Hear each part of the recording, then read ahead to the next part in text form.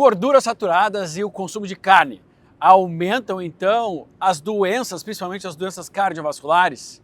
Vocês estão vendo, nós estamos aqui, eu, Dr. Pedro Chastatsky, que é neurologista, Dr. Fernando Bastos, que é urologista, andrologista, nós estamos aqui com o fundo da Universidade de Harvard. E aqui, por incrível que pareça, existem correntes que defendem uma linha mais vegetal cada vez mais para todas as pessoas e uma outra linha de pesquisadores que demonstram que, olha, inclusive a corte mais longa de acompanhamento do mundo, que é a corte de Framingham, que é uma comunidade aqui que é acompanhada nas pessoas que consomem mais gorduras saturadas, ou seja, produtos de origem animal, não se demonstra aumento nem de doenças cardiovasculares, ou seja, é difícil quando uma observação traz uma associação negativa que aquilo seja realmente verdadeiro. Ou seja, traduzindo, se as pessoas que consomem mais produtos de origem animal e gorduras saturadas, elas não têm mais doenças cardiovasculares, é muito difícil, observando, que a gente consiga criar uma lógica para dizer que não, é o contrário. Mas a gente sempre procura ler tudo sem o nosso viés, o que é muito difícil, porque todo mundo tem um viés daquilo que a gente mais acredita. E cada vez mais nos conscientizarmos de que toda vez que a gente tenta dar uma normose, uma norma para todos, nós vamos prejudicar uma parcela importante para a população. Ou seja, se a gente pegar um dado importante de que a maioria das pessoas se beneficiam com tal estratégia, nós deixamos de ajudar uma minoria que às vezes são 20%, 30%, que não deixam de ser uma minoria frente aos 100%. E esse é o ponto mais relevante desse entendimento da individualidade, né? Gorduras saturadas, durante muitos anos nós ouvimos que são péssimas para a saúde e hoje cada vez mais ouvimos que as carnes também são péssimas. E aqui dentro as duas informações se chocam aqui mesmo em Harvard. Por que isso acontece, Pedro? Provavelmente porque cada indivíduo é um ser único e, portanto, o que funciona para um é um veneno para o outro e vice-versa.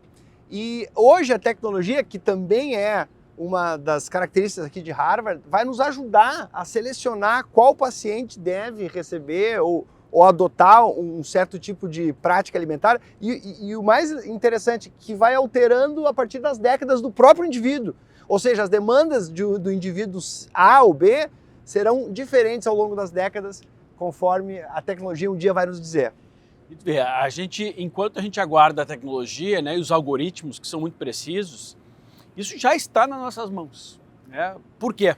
Através do atendimento das pessoas, da compreensão do mundo que elas vivem.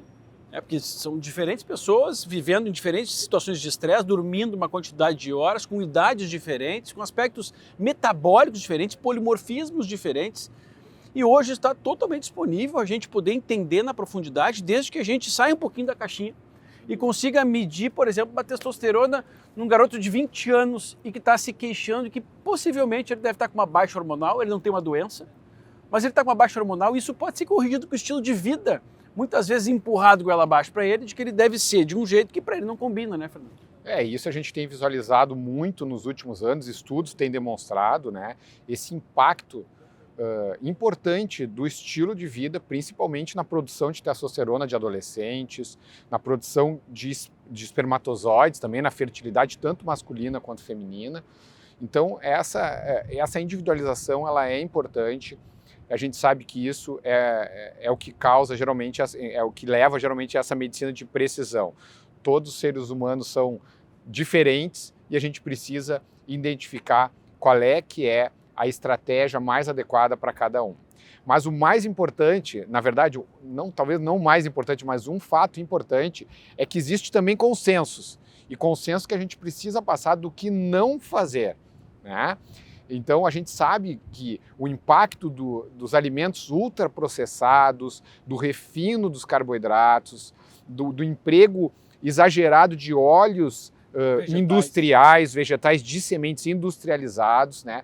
Tem sido, né, uma das grandes causas dessa epidemia de doenças crônicas que nós vivemos hoje. Então, muito mais importante, às vezes, do que não fazer, do que fazer, é o que não fazer, né? E isso com certeza já gera um impacto na saúde da quase totalidade das pessoas, né? Sejam elas vegetarianas, sejam elas carnívoras, sigam elas uma dieta mediterrânea, uma dieta low carb, uma dieta cetogênica. Independente disso, no momento em que você abandonar o consumo exagerado de alimentos industrializados, ultraprocessados e passar a ingerir alimentos mais naturais, alimentos que o seu organismo conhece durante a sua evolução, sejam eles de origem animal ou vegetal, isso vai causar um impacto positivo na saúde das pessoas. E é interessante que nós temos que desgarrar, ou seja, sair desse contexto encaixotado que tentam nos passar. Não existe uma caixinha, nem mesmo a dieta mediterrânea, porque muito se fala hoje da Mediterrânea para cá e para lá. E anteontem mesmo, nós estávamos aqui com uma pesquisadora aqui de Harvard, que é uma ilustre psiquiatra, que é conhecida todo mundo, doutora Uma Naidoo, e a gente estava falando sobre o contexto de vida mediterrâneo. A gente não pode falar que uma pessoa no Brasil, ou nos Estados Unidos, ou no Japão, seja lá onde, vai se beneficiar da mesma dieta mediterrânea que foi modelada para as pessoas que vivem no Mediterrâneo, porque elas têm uma vida diferente, elas caminham mais, elas dormem mais, elas têm a cesta às vezes, então elas têm uma carga genética diferente. Até porque, né, Vitor, a dieta mediterrânea sempre foi comparada com a dieta ocidental. E a dieta ocidental, né, ela é comparada... Qualquer dieta vai ser muito superior a uma dieta ocidental, né? Então, eu acho que isso é um dado importante. E um outro viés que nós temos que levar em consideração, né, quando se fala que uma dieta vegetariana seria saudável para todo mundo, é que as pessoas que seguem uma dieta vegetariana, elas aprenderam que aquilo, né, é uma maneira mais saudável de viver. Então essas pessoas também dormem melhor, trabalham melhor o estresse, exercitam mais, né, evitam mais os próprios alimentos ultraprocessados e isso gera, né... E muitos desses estudos feitos aqui nos Estados Unidos, de pessoas que consomem carne aqui, parece que elas estão descuidadas com a saúde porque é tão massiva a propaganda de que a carne mata a pessoa, que bacon vai acabar com a saúde dela, que geralmente essas pessoas elas fumam, elas bebem mais porque elas têm um pouquinho menos de preocupação, né? Porque o status quo ele vai numa direção, se a pessoa vai contra, ou ela entende muito, é exceção, ou então ela está um pouco mais despreocupada. E outra coisa importante, talvez a gente deixar muito claro aqui, né? É que esse contexto de atribuir hoje a carne é um contexto muito antigo que iniciou com a gordura saturada.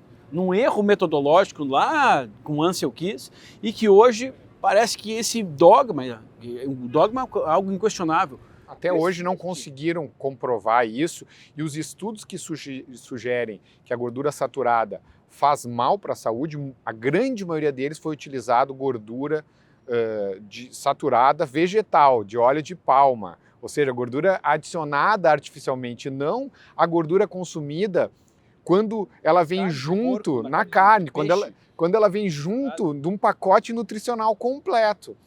E, né, por exemplo, a carne de gado, que é tão criminalizada, a carne de gado, a grande parte da gordura dela é insaturada, não saturada.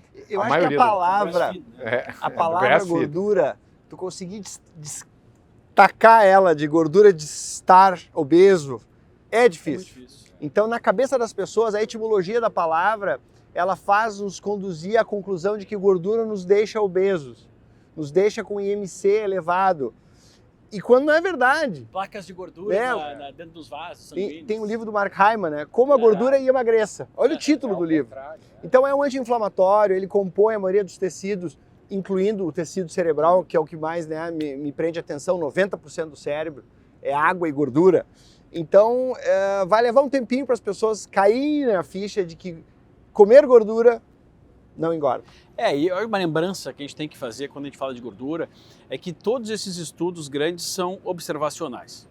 E a observação é muito importante, a gente vive de observar as coisas e criar hipóteses. Mas quando a gente observa, é uma coisa muito simples de pensar. Ninguém mais pega um pedaço de gordura e come, aliás, nunca se fez isso. Eu vou comer manteiga. Eu vou pegar aqui, a não ser queijo, que é muito rico em gordura, mas o resto é muito difícil você dissociar, assim como carne vermelha. Porque aqui nos Estados Unidos, aqui mesmo, refeitório em Harvard, nós estamos aqui, refeitório aqui, tem hambúrguer. Como é que você vai dizer que quem mais consome carne vermelha não é também quem mais consome pão? Porque a carne vermelha vem envolta em 2 pães E a gigantes. maionese confusão, rica né? em gordura, Mais maionese, né? Que não, aliás, insaturada, ômega 6. a maionese que não é mais maionese. Né? É. Que, maionese originalmente era azeite de oliva, vinagre, limão e gema de ovo. Não é mais, agora a gente vê uma maionese sem colesterol como se fosse uma vantagem. É um produto totalmente processado, industrializado. Acho que é importante a gente Fatores trazer. de confusão, né? É, importante a gente trazer aqui. Não é porque um estudo foi feito em Harvard ou lá que ele é totalmente correto. Existem linhas divergentes, nós estamos ouvindo essas pessoas. Existem aqui. interesses comerciais em qualquer lugar do Qualquer mundo. lugar. Mas o importante é a gente beber de fonte de pessoas que sabem muito de temas específicos e pesquisam a fundo aquilo ali, que conseguem entender de todos os vieses que permeiam a observação, né, e sejam claros em relação a isso, e não simplesmente queiram impor uma verdade universal que não existe na alimentação. E o que fica de universal é mais comida de verdade, menos produto processado, e sim, nós somos aqui aí uníssonos, as gorduras são importantes, desde que você não tenha um exagero em um tipo de gordura, ou então que você escolha justamente as gorduras que são processadas e inventadas pelos seres humanos.